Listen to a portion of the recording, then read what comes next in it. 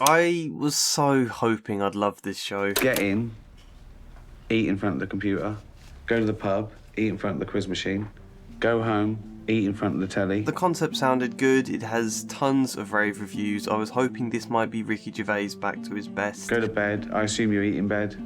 Or have emergency snacks nearby, yeah.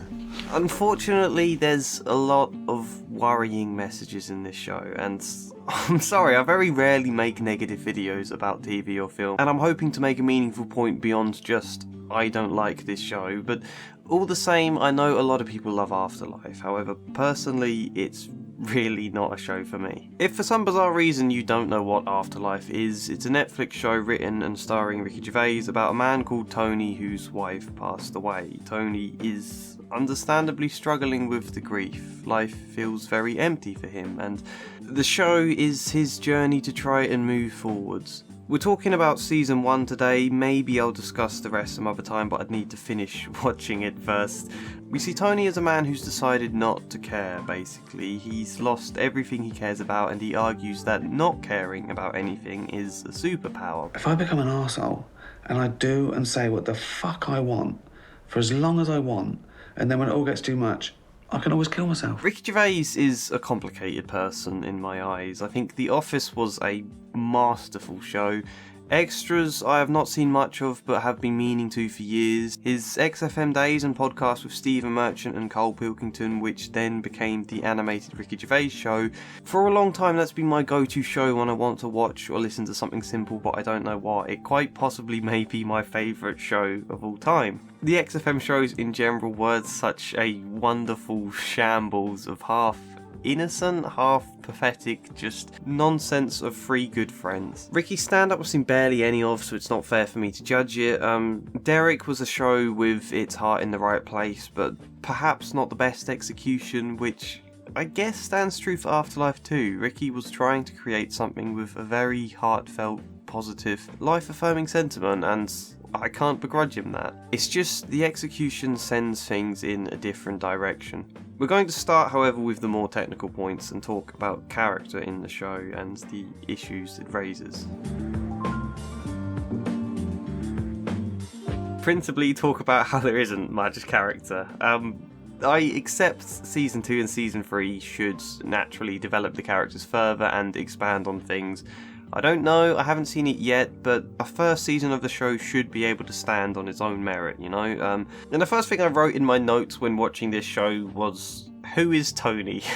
Because I genuinely have no idea. I thought the first episode did a bad job of really establishing who he was beyond this thing about his wife dying, but we don't really learn much more the whole season, and he's clearly someone quite bitter and sarcastic. We're told he is a great writer, but we're never shown any of it, nor any of the curiosity you might expect of a writer or a sense about any passion there, where it came from. You know, whilst it makes sense he's fallen out of love with his job, there's no sense of why he does the job he does or where his passion first came from. We don't see any friends that might help him let his hair out and show more personality. In fact, I don't know if he has any friends, so we don't know what his interests are.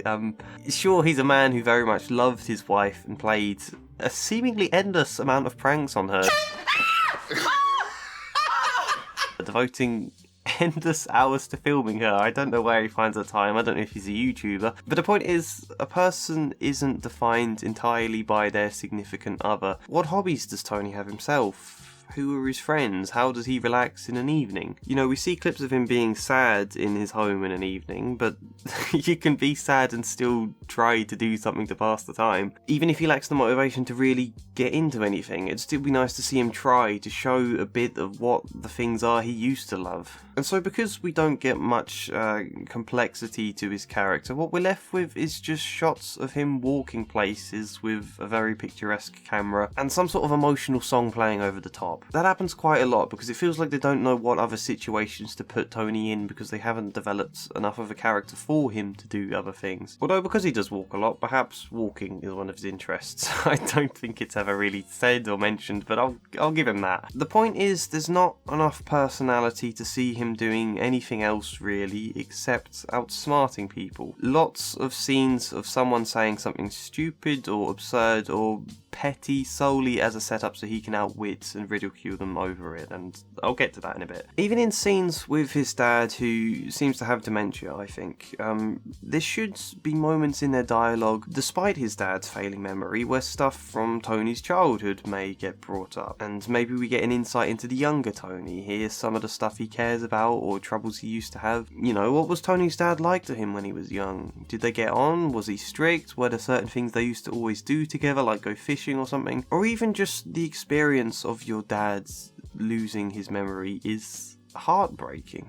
Anyone who's had a family member suffer with dementia knows what it's like. There's so much emotion to explore in that experience, but there's none of that really explored here. And it's the same with Tony's brother-in-law. I think the big thing we get to learn about him is that he's having relationship difficulties with his wife, but we discover that right at the end of the show, and we've never seen his wife, we've barely seen him interact with his son, we're told nothing at all about these difficulties and no resolution to them at the end of the series. And you've got Kathy, who says slightly banal things so that Tony has space to outwit her and ridicule her as someone boring. The photographer likes eating solely so Tony can make pretty horrible and repetitive barrage of fat jokes against him. You know, this guy is made so much a stereotype of someone fat that he shits himself on the way to an interview. Don't come out, this fat cunt shut himself. Are you from the newspaper? Yeah. The stereotype's not even the right word. I don't think there is a stereotype of overweight people. I don't know what that's about exactly.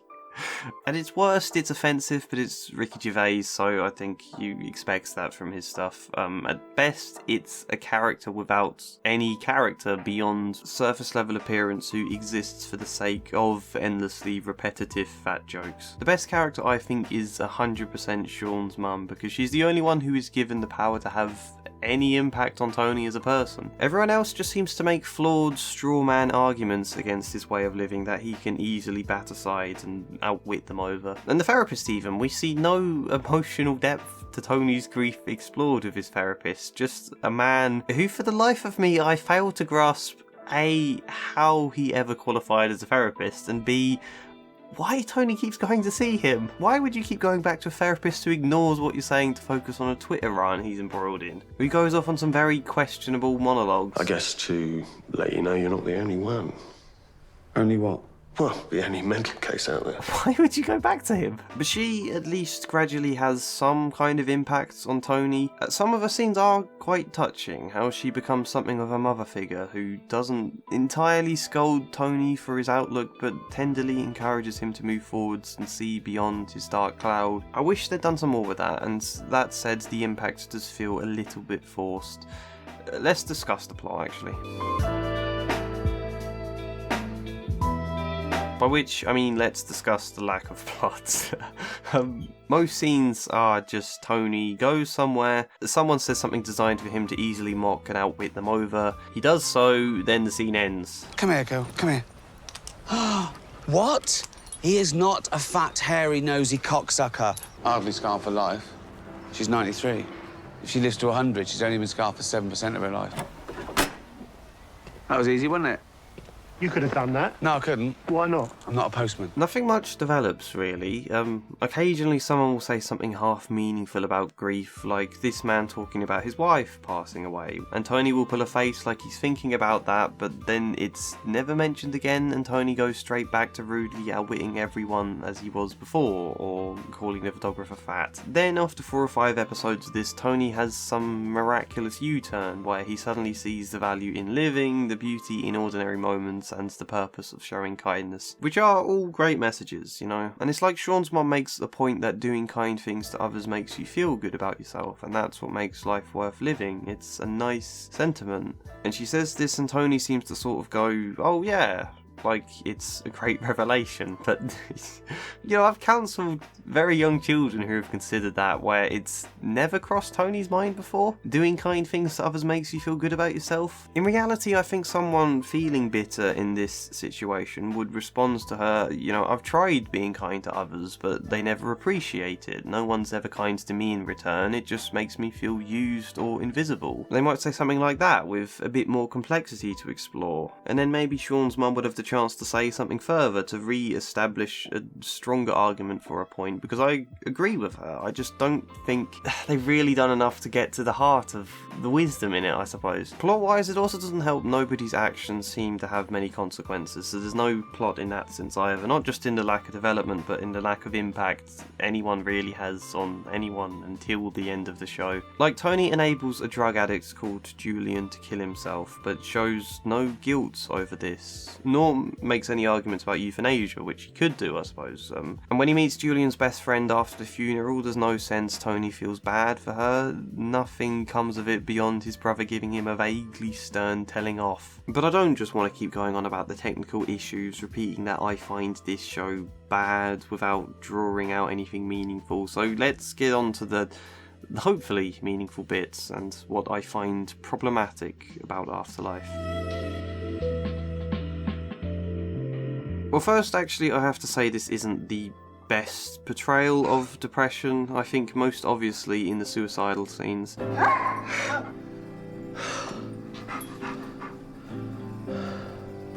Hungry? Ricky Gervais is capable of some very good acting and stuff, but what is this? I don't believe it for a second. And I should do. This should be heart-wrenching. Where's the tears though? Where's the fear about what will happen? The guilt he's letting his wife down because she wanted him to live well without her. Maybe the anger at himself for not going through with it or for getting to this position at all. And the relief also maybe. The massive explosion of overwhelming whirlwind emotion someone might go through in these sort of moments. Or even a numbness. I feel in general about Tony's depression. He talks at points about life not feeling worth living and how his wife made life valuable, but it would be nice to just go a bit deeper. Even just simple things, like I'd want to ask him what is it he misses about his wife and let him extrapolate and tell some warm stories of her. You know, what does he feel about his depression? What does he feel about his brother-in-law's fear surrounding it, the kind of panic he has to try and help Tony? What does he feel about his dad's situation? You know, his wife left him a long video with instructions about how to live without her. He seems to ignore or fail at all her advice. How does he feel about that? Is he ashamed? Guilty? Does he think she's wrong? Does he feel that unless he's sad, it means he doesn't love her? In that sense, is he afraid to be happy because he feels that would mean letting go of her or an insult to her memory? Something like that to be expressed. But instead, we basically just get he's sad because his wife died, therefore he's decided to instantly become bitter and rude to everybody, which is not how sadness works. That's not to say sad people can't become bitter, just that there's more to it than that. I know I'm not thinking straight, but I don't want to think straight, because when I do, I get even more fucking depressed because I just want to sleep. Anyway, the big issue with Tony being so rude to everybody is that it makes it hard to care about him, which I think is partly deliberate, and also the fact nothing changes much and there are so many shots of him looking sad and it kind of kills the pacing. The danger is all of that leads you down a path of rolling your eyes at his grief and being kind of annoyed by it, which would be very much like people who, when you struggle with depression, might snap at you and say, just cheer up, or things like that. Why can't you just be normal? I mean, I know you're not normal. You're bitter and angry and depressed. I think that's what bothers me about Afterlife's portrayal of grief. It makes it seem less like a very complex and difficult emotional journey than just an excuse for someone to be rude to you, which then actually makes you less empathetic towards another's grief, where it should instead serve to make you more empathetic. And even in that context, the three things that seem to change Tony as a person here are A, the nurse having a go at him and telling him he's horrible. Just because you're all upset, everybody else has to feel upset. I just assumed that you were always having a bad day, but maybe it's just because you're a cunt. B, Tony's brother-in-law threatening to stop Tony seeing his nephew unless he behaves more responsibly. C, discovering his brother is having marital problems and the apparently massive revelation to Tony that other people have problems too. And D, Sean's mum giving him a lecture. 3, if sort of 4 of those occurrences are a form of tough love and a kind of scolding. Like a softer way of saying, I get you've lost your wife, Tony, but I'm fed up with your grief, pull yourself together already, kind of message. This show paints that as the thing that helps Tony. It's not to say tough love can't be great and that the way Tony is, it makes sense someone would be sterner with him. It's all a bit troubling. Like, this is a story of how depression and grief can can make a person infuriating and how losing your temper with them will shake them out of it. I don't think that's the intended message, but it's one that comes across and I can't get behind that. Just because you feel pain doesn't mean it's okay to be irresponsible, even though pain can sometimes make us do irresponsible things. I kind of feel like that's the point Ricky was driving at, which is true, it's just you don't quite believe the character. He appears less like someone lost in pain than just someone being a dick. Grief is hard, and you do get people in life who roll your eyes at your depression or sadness and ignore your pain or get frustrated at you about it, and that's not great. A little empathy and patience can always go a long way, but this show almost makes that frustration they have look justified, and yeah, I just can't get behind that sort of message. Obviously, as a counsellor, I also take issue with the therapist in this show. Paul Kaye plays the part he's given brilliantly, to be fair. His delivery is very convincing, but I honestly don't know what Ricky was thinking with this. Not only is it irrelevant to the plot and offers none of the space therapy could do to really deeply talk about Tony's feelings, but it just reinforces every bad stigma about counselling and then multiplies them. I think many of the characters and scenes they have feel like Ricky just went, oh, if we had Tony interact with this person, it's a good chance for them to say something weird and funny that Tony can make a sarcastic comment in response to. And that is kind of the whole point of a lot of scenes. Like, there's a bit when Tony takes his nephew George to the cafe, and I thought that was going to be an interesting insight into another side of Tony, but it instead just becomes Tony having a petty argument and outsmarting a waitress who won't let him order from the kids menu. I can eat what children eat, can't I? Yeah, but it's only $4.99. Then the scene ends. There is also an odd sort of wish fulfillment about Tony's grief, I think, about this idea of a superpower. It's like Ricky getting to imagine how being depressed is an excuse for him to say all the sorts of things he ever wanted to say to people, and that's an odd way of looking at depression. I mean, I know for a fact a lot of the stuff Tony gets annoyed at people for in this show and has a go at them about is stuff that annoys Ricky personally, because it's often things he's talked about in his XFM days, such as people eating loudly, which I think is probably where he got lost and ended up with a portrayal of depression that felt unrealistic. You know, it feels like he was so caught up in the wish fulfillment, fun and humour of depression as an excuse to speak your mind that he forgot to really drill down into the pain at a deeper, more intelligent level. I might watch season 2 and find my feelings of the show improve as characters are expanded more. As far as season 1 goes, they are barely characters. It all just feels like a show of Ricky Gervais walking about, someone saying something so blatantly stupid or weird or petty that it becomes very easy for him to outsmart them, and we laugh at somebody being outsmarted because, you know, if there's one thing Dr. Phil's taught me, it's that audiences enjoy someone being put in their place. So yeah, that's my thoughts on Afterlife Season 1 really. Barely any plot to the extent not only does it lack a drive and feel very flat, but also doesn't feel like a real world because people really don't have much impact on each other and mostly just exist for supposed funny moments. Barely any character to the extent you're less invested than annoyed by them, or at least I was, and it makes what should have been quite a nice arc for Tony feel very forced and simplistic. An unempathetic portrayal of depression in a show that's supposed to be about that. Little insight into Tony's emotions, which the therapist scenes could have been a slightly lazy but very clear, solid way into exploring. And I didn't find much comedy in the comedy. I found every joke to be pretty much the exact same thing, but comedy's subjective, so ultimately, a conclusion to the show that I think felt quite simple. I read somewhere, or rather, that this show is misanthropy without much intelligence, and I think that is pretty much it. Such simplistic misanthropy that it's super easy to change his perspective. Great cast of people though. Penelope Wilton, obviously, David Bradley. Sometimes I think he's such a staple in all British television and film that it's easy to forget just how really good he is. If you want a good show with David Bradley about grief, actually, I'd recommend Broadchurch. Anyway, berate me in the comments if you disagree. I'm sure a lot of you will, because this is a popular show. Let me know what you think, good or bad. Like the video if you got something from it. Subscribe if you want more. Support me on Patreon if you want to help keep the channel going. But otherwise, hopefully see you next time. And as ever, a special thank you goes to Janice McMahon, Luke Orr, CrzychuKB, Michael Gallagher, InSquares, Dustin Paulson, Brian Herring, Samara Salsi, Sharikov2814, Joshua C. Follier, Chad Bramwell, and Incomplete Sentience. Thank you.